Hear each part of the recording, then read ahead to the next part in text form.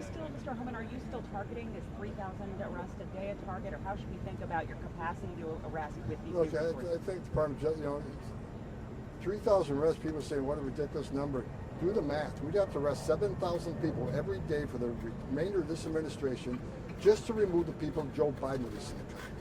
3,000, in my opinion, is not a target. It's not my target.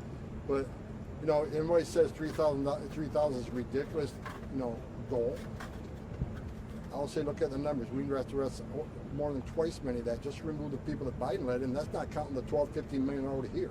So I don't think anybody's working on a goal of 3,000. I think I look at the numbers every day, and I think the men and women are doing a great job. I hope we get over 3,000 a day when we bring these additional resources on, additional beds, additional transportation contracts. Because again, and despite what some of you are all saying, most people arrested aren't criminals. Again, crap, wrong. I look at the number every morning. The first thing I do is look at the numbers. The numbers I looked at this morning, 70% of everybody ICE arrested is a criminal. But some of you all say, well, they're not criminal enough. Just a DUI. 10,000 people a year die from DUI. Bottom line is 70% of everybody ICE arrested is a criminal. Who's the other 30% that are arrested? So when you write the stories, why don't we just be honest and tell the whole story?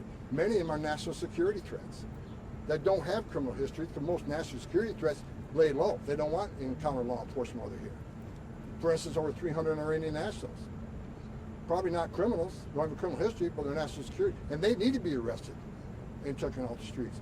Who are the other ones? Many of them are final orders. These are people who had due process at great taxpayer expense, and a federal judge ordered them removed. And our job under statute is to remove them.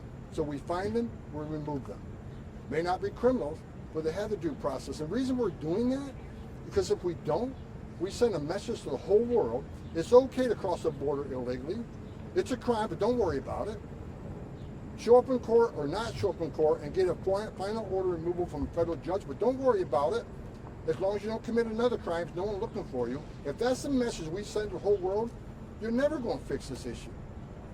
There are millions of people standing in line doing things the right way, taking their tests, doing their background investigation, paying their fees. They're sitting in the back seat. Well, we had 10.5 million illegal aliens come to the border, who a vast majority of them were asylum cheaters. You can call them asylum seekers all you want. I guess that's an accurate term. But look at the immigration court data. 9 out of 10 people who claim asylum at the border end up with an order removal.